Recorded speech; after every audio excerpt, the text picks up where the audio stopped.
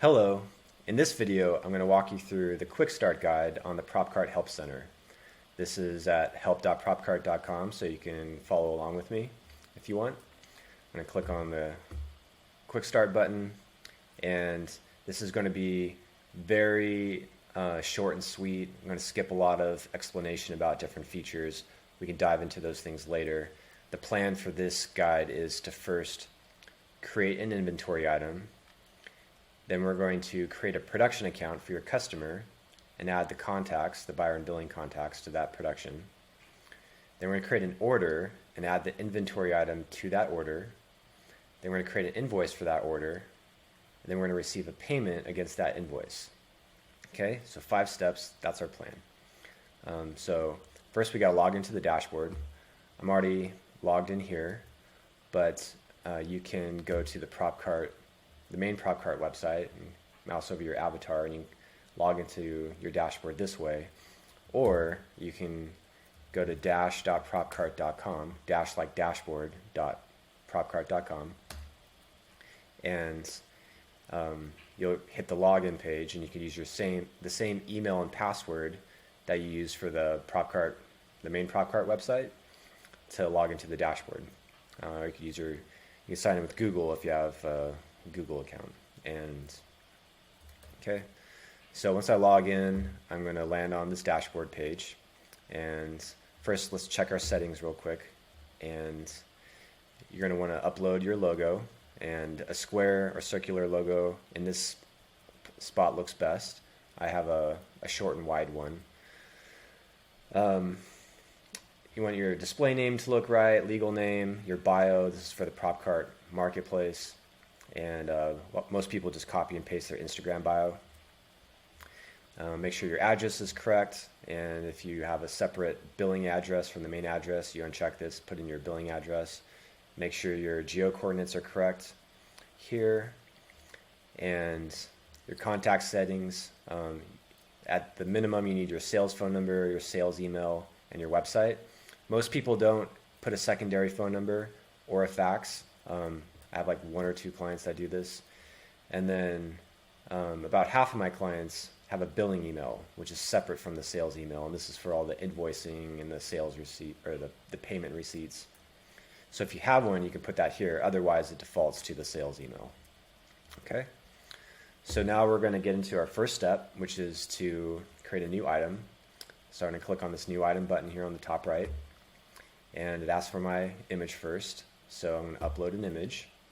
And I'm going to select this test image, which I provided for you in the quick start guide. I'm going to select a department, miscellaneous, and give it a title called my test item. And the SKU is going to be called test SKU. And the price is going to be $10 per week. And I'm going to hit save. Okay. There's a lot more to this, but again, we're going fast and we're going to skip over a lot of the stuff and save that for other videos. So now our second step is we're going to create a production. So over here is the sales tab, and then now I'm on the sales page, and I'm going to click on the productions tab right here. And the production is the entity that pays the bill. This is a required entity in order to create an order. And companies are more for they're more for grouping productions. These are optional. This is like Netflix or ABC or NBC. They have a whole bunch of shows and movies that they're filming. So I'm on the productions tab. I'm going to click new production. So I'm going to give this production name my test production. That's the only required field. You could also, add whether they have the certificate of insurance, when that COI expires, their start date, their wrap date. Again, I'll go through all these in future videos. And I'm going to hit save. And then I need to add a contact. So I'm just going to enter myself.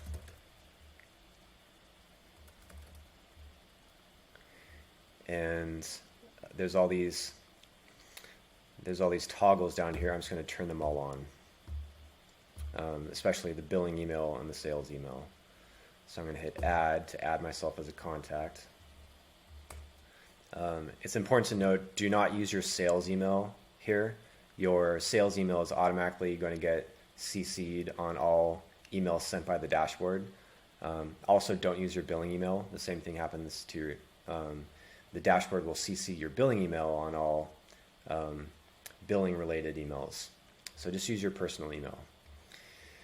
And now we can create an order. So down here, I have a new order button, and I'm going to click this. Notice that for this order, the production is automatically set to my test production, and then it pulled in the buyer email, which is me. I added myself as a contact to this production, and indicated that I was both a buyer contact and a billing contact. So the buyer contacts get pulled in to this buyer emails box, which will be handy later when we create emails for this order. And then I'm going to give this order title my test order. And I'm just going to, the pickup date defaults to today, the return date defaults to a week later, and I'm going to hit save. So now I'm on the order. So now I'm on the order that I created, and I need to start adding items to this order. So I'm going to scroll down, I'm going to add my test item. So I'm going to go here and I type in my test item, and there it is right here on the top. So I click this, get a little beep to confirm that it got added. And I could add more items if I want, but for this demo I'm just going to add this one. Okay, and now I need to email this order as a quote to the buyer and say like, hey, here's the quote, does this all look good, let me know. So up here we have a little light blue button to email the quote. This is sort of like this area is where I put the next step button to kind of guide you through the process of the order.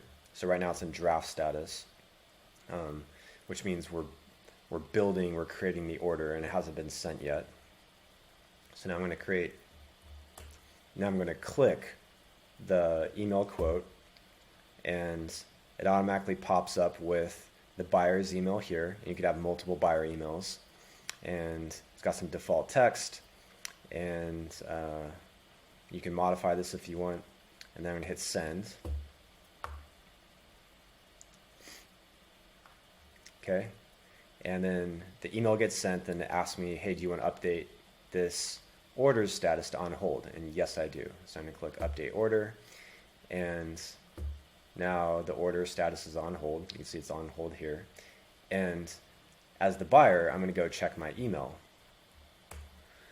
So here I am in my email, and this is the quote, the quote that got emailed to me.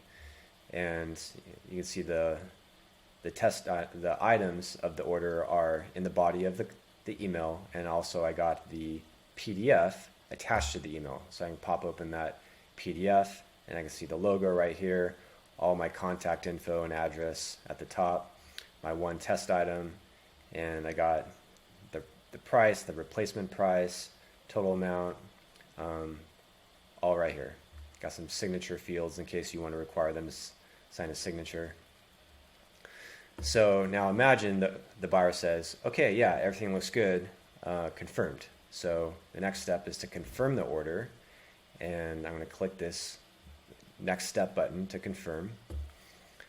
And then I'm prompted, hey, do I want to notify dispatch? This is like your crew in the shop that is responsible for going and picking the order and preparing it for pickup.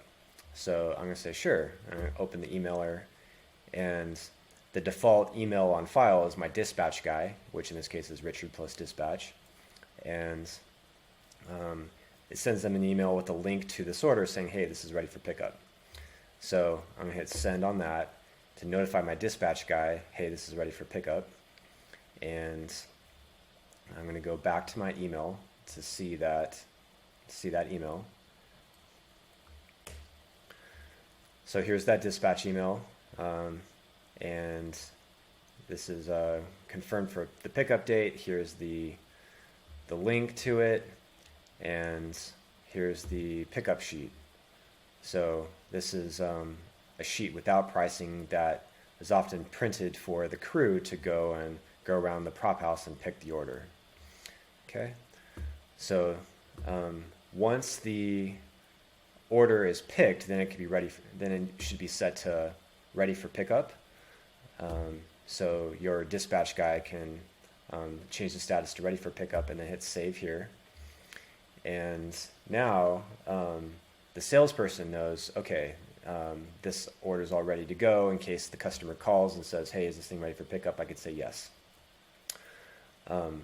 Now the customer comes and picks up the order, and at this point you want to rent out the order. So here's the next step button to rent out the order. So I'm going to click this, and it prompts me, hey, do you want to email the checkout sheet to the buyer? And I say sure. So I'm going to open the emailer, and again, pre-populated text. You can modify this if you want, and I'm going to hit send, and the email is now sent to the buyer with the checkout sheet. So I'm going to go back to my email, and here's that email of the checkout sheet, and it looks a lot like the quote, except it says this is a checkout sheet, and it's got a link to view the order on your website, and it's got the checkout sheet attached, which looks similar to the order, except it says checkout sheet, and we have a balance due now. And at the bottom, we have some different signature lines for the lead person. So that's the checkout sheet, and you could access all of these checkout sheets and quotes right here on this drop-down menu. You can just download a PDF of the sheet, or you can use the system to email it. And if you use the system to email it, again, it's always CCing your sales email, so you get a copy of that email sent by the dashboard. Okay. So now imagine a week goes by and the customer returns the prop. So your crew is probably going to have this dashboard on an iPad, and they're going to receive the order. They're going to, from the customer, all the physical items, they're going to pull this order up on the dashboard, and they're going to find this one line item, and they're going to return it. There's like 6 or 7 different ways to return a line item, but in this case, we're just going to click this little return button right here to return the item. And now the order is in return status. If you had like 10 items on this order and you returned 9 of them, it would say partially returned, and then you would be able to see which items were not returned, and then possibly send an outstanding items list so the customer knows what's still out. I have other videos for how to do an extended rental order, how to do a sales only order, how to do an L&D order. But this is a quick start guide, so we're not going to get into that now. Now the next step is, at some point we need to send an invoice to the customer. Some prop houses wait for the items to get returned. Some prop houses send the invoice once the items are picked up. Some send the invoice once the order has been confirmed. So it's up to you when you want to send that invoice. There's a couple ways to send an invoice, but in this video I'm going to go to the billing tab right here. My terms of this invoice are due on receipt, but I could change that to net 15 or net 30. For this customer, the default was due on receipt. I have different tax regions, so I'm selecting Los Angeles, but you can also do tax-free or configure your own tax regions in your settings. And so I'm going to say the invoice date is going to be for today. It's due today because the terms are due on receipt. If it were, net 30, then this would be 30 days from the invoice date. But in this case, it's going to be due on receipt. And then I'm going to create the invoice. Click this confirmation button. I'm going to go to the invoice, and here I am. Now it's important to note here that an invoice is different from an order. Many systems, the invoice and the order are the same thing, but with Propcart they're different. And this affords us some flexibility by allowing us to create invoices with multiple orders as line items. And so you can see I have one order on this invoice or one line on this invoice.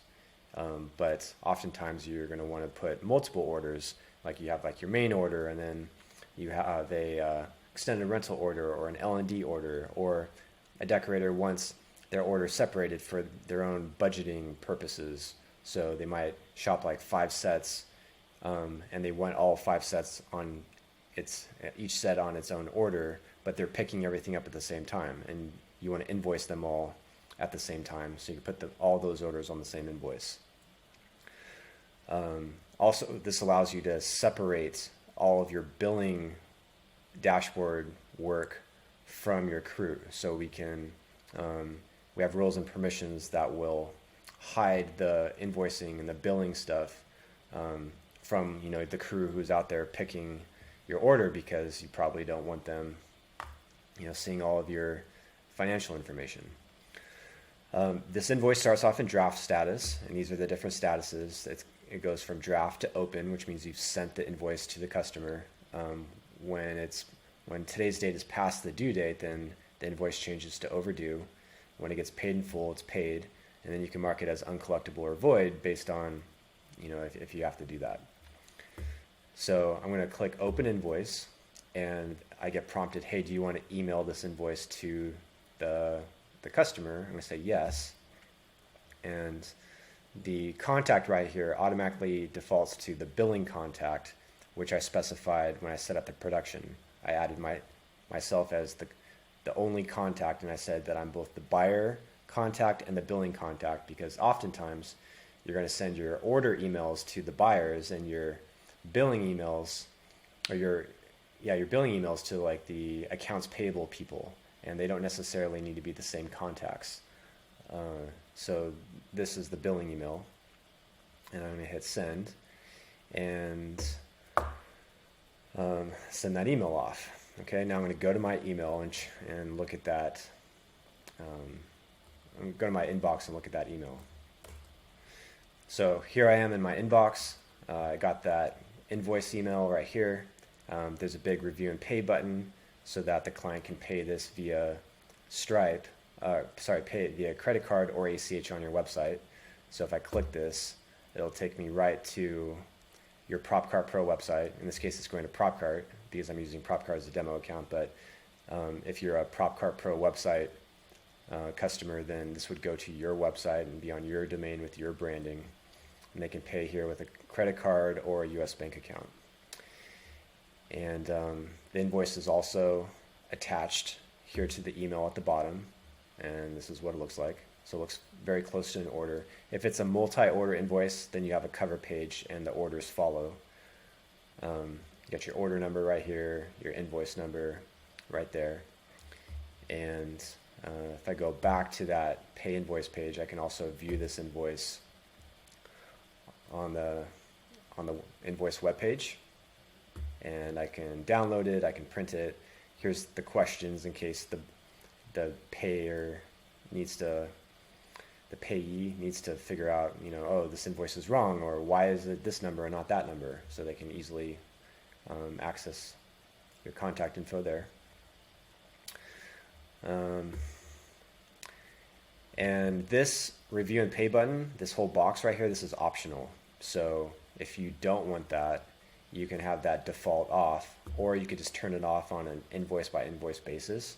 So if I could turn that off here, send a new email, and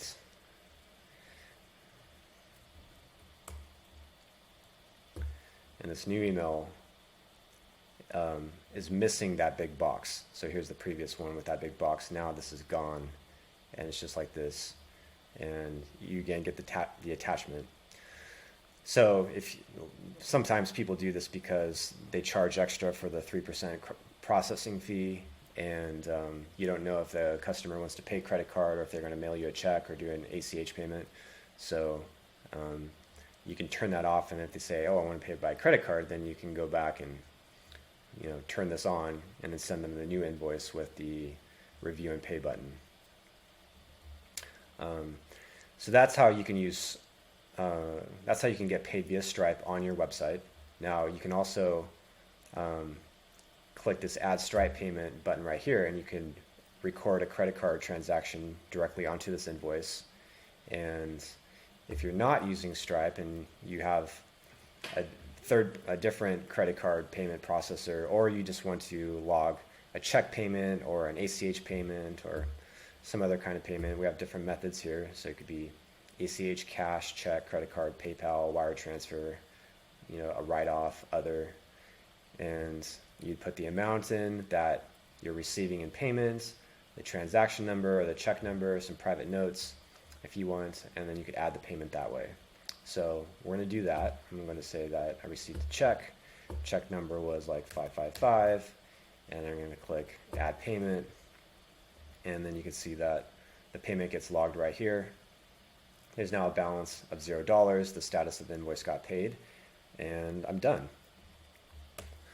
So that's it. Those are the 5 steps of the core workflow of creating an inventory item, creating a production for your customer, adding a contact to that production, adding an order for that production, adding an item to that order, then creating an invoice for that order, and receiving a payment against that invoice. That's it. We have much more in-depth videos on the Help Center, and so please let me know if you have any questions. You can reach me at 323-507-4716. That's my cell phone, or richard@propcart.com. And thanks for watching.